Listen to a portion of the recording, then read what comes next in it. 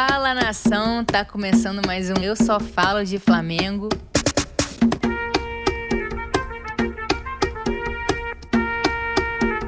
E agora sou Mengão. Em outro patamar. Fala, nação! Hoje, antes da gente começar a falar sobre Flamengo e Curitiba, só passar aqui pra vocês, né, porque que o pós-jogo de Flamengo e Maringá não foi a hora aqui no canal. Enfim, motivos maiores, né, por forças maiores eu não consegui gravar o vídeo pra vocês, mas convenhamos, né, a gente não perdeu nada com isso, foi, enfim, um terror aquele jogo ali. Vamos focalizar no jogo de hoje, Flamengo e Curitiba. Flamengo venceu por 3-0, estreando no Campeonato Brasileiro.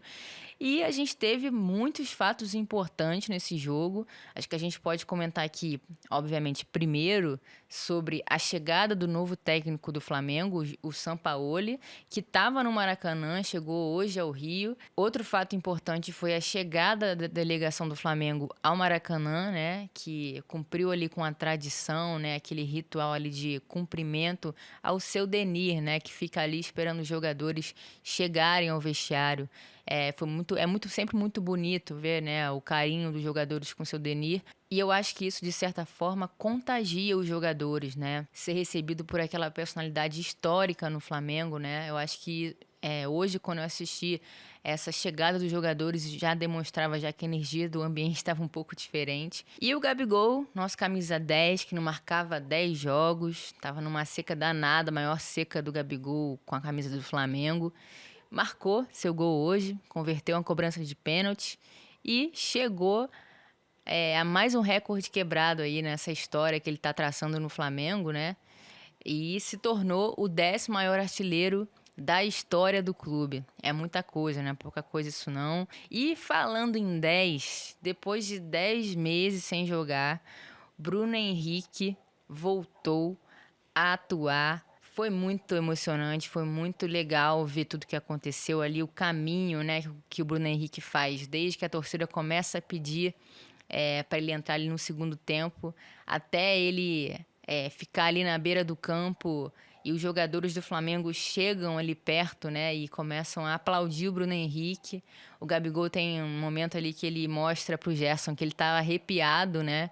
Foi muito legal essa recepção dos jogadores, né, ao Bruno Henrique, ver ali a emoção dele e a torcida também numa apoteose ali, né, muito feliz com o retorno do Bruno Henrique, que é um jogador muito importante. E eu acho que o fato mais importante no jogo de hoje foi, sem sombra de dúvidas, que pela primeira vez na temporada de 23 o Flamengo conseguiu jogar futebol por 90 minutos. O time estava concentrado, o time correu, o time mostrou disposição, mostrou que queria ganhar o jogo.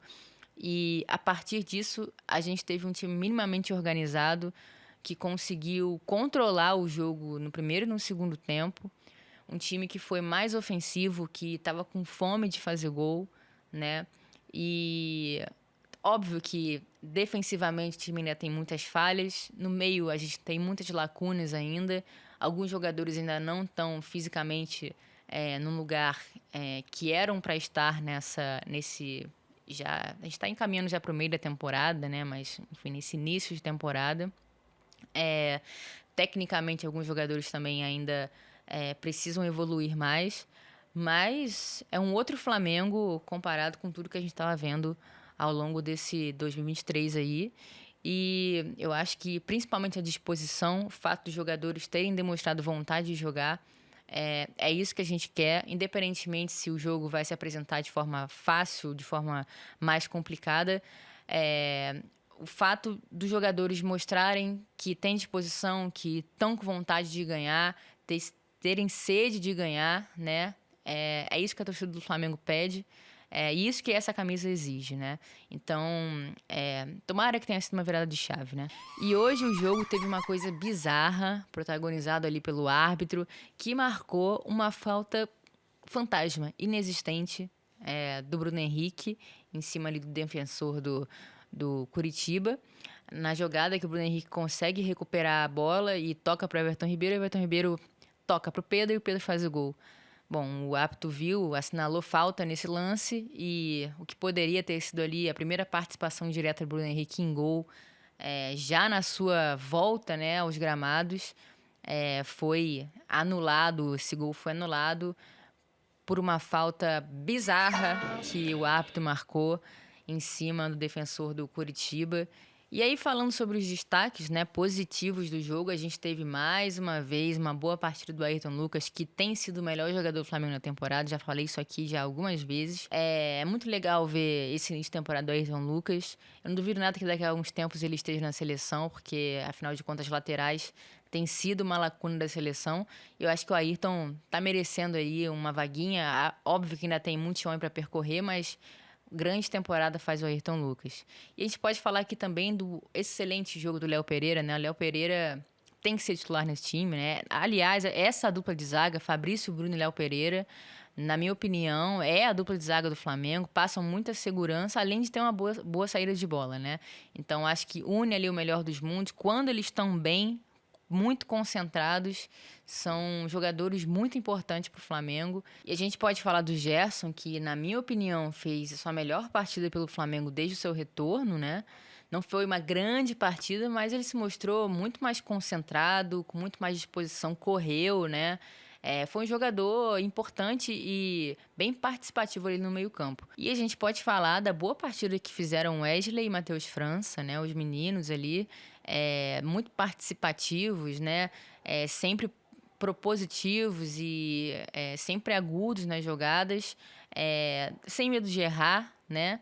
E, obviamente, errando em algumas tomadas de decisão, mas eu acho que são opções muito, muito valiosas assim, que o time tem. E o Wesley, principalmente porque a gente tem um problema na lateral, né?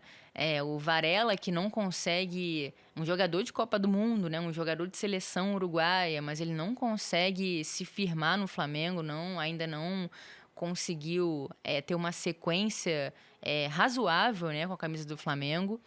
E com a lesão do Mateuzinho, né? O Flamengo tá procurando aí alguém para ocupar essa vaga, e o Wesley hoje ele fez uma partida que coloca ele nessa disputa, né? A gente pode falar também das substituições, né? Acho que o Mário Jorge fez boas substituições. A entrada do Igor Jesus, do Vitor Hugo, do Pedro. Aliás, o Igor Jesus e o Vitor Hugo acho que são excelentes opções. Os meninos mostram maturidade para entrar nos jogos, né? E assim como o Matheus França, o Wesley, tem personalidade, né? Então, acho que são boas opções vindas do banco de reserva. O Igor Jesus, inclusive, acho que vale a gente ficar de olho, porque desde a saída do João Gomes tem um buraco ali no meio-campo, essa lacuna, né, nessa vaga, e a gente pode talvez esperar aí uma concorrência se o Sampaoli decidir olhar para esses jovens. Acho que são opções muito interessantes para o Flamengo.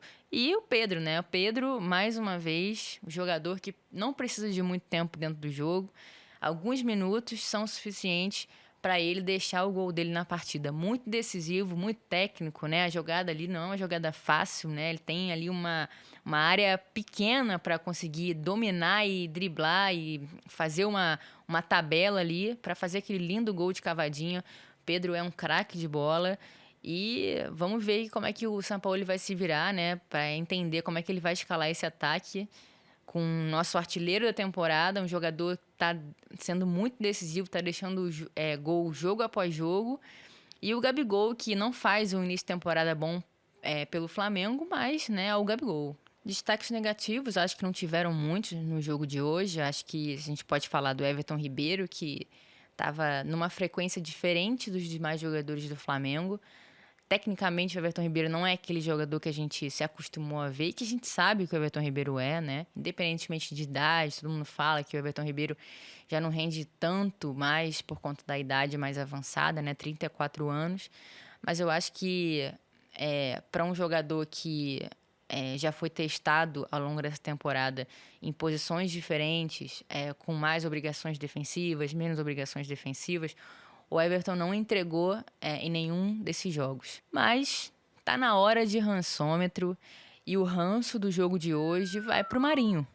Marinho, gente, Marinho é uma coisa impressionante, porque ele é um jogador previsível, né?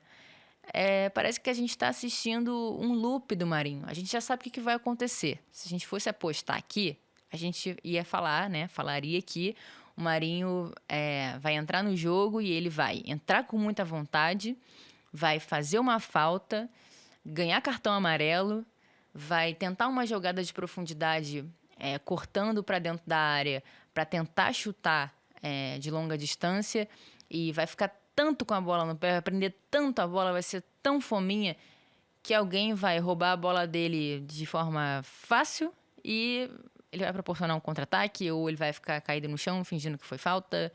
E isso, na verdade, é uma coisa recorrente no Marinho, né?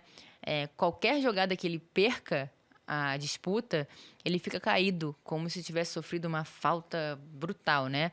Então, o Marinho, ele é um personagem, ele é um grande ator, né? As atuações do Marinho são dignas de Oscar, será? Acredito que o Sampaoli tenha gostado do que ele viu hoje, principalmente da entrega, da vontade do time. Acho que ele vai começar esse trabalho agora. A gente deseja toda a sorte para o Sampaoli, todo sucesso. Que ele consiga trabalhar, né, e ter respaldo da diretoria do Flamengo para trabalhar, colocar as ideias dele em prática, né? A gente sabe que é um treinador ofensivo e a gente cobra tanto isso, né, que o Flamengo resgate, recupere esse DNA ofensivo, né, de ter fome de fazer gol, que é o DNA do Flamengo e que estava se perdendo, principalmente com esse último treinador, Vitor Pereira, né? E para finalizar, a torcida do Flamengo mais uma vez dando show, né? Não deixou de apoiar o time depois desses sucessivos vexames. Mais de 40 mil pessoas no Maracanã. E a torcida estava lá cobrando, incentivando, cobrando quem tem que cobrar, cobrando os jogadores, cobrando os dirigentes. E eu acho que daqui para frente, tomara que permaneça dessa forma para que ninguém se acomode e não se esqueçam, né? Que para jogar no Flamengo precisa ter vontade, precisa querer vencer. Não é colocar todos esses títulos no bolso e achar que tá bom. É querer mais. Foi campeão? Tem que querer ser mais campeão. O resultado pode não ser, de repente, a conquista dos títulos, mas a gente tem que ver que os jogadores têm vontade de vestir a camisa do Flamengo. É isso que a torcida cobra, o que não estava acontecendo, e que nesse jogo já deu um respiro, um alívio pra gente, né? E espero que agora esse trabalho aí novo que vai começar a ser construído tenha isso como pilar, tenha vontade de vencer jogos, né? E a disposição, né, a raça de jogar pelo Flamengo como pilar. É isso, nação. Até o próximo pós-jogo. E aqui eu só falo de Flamengo.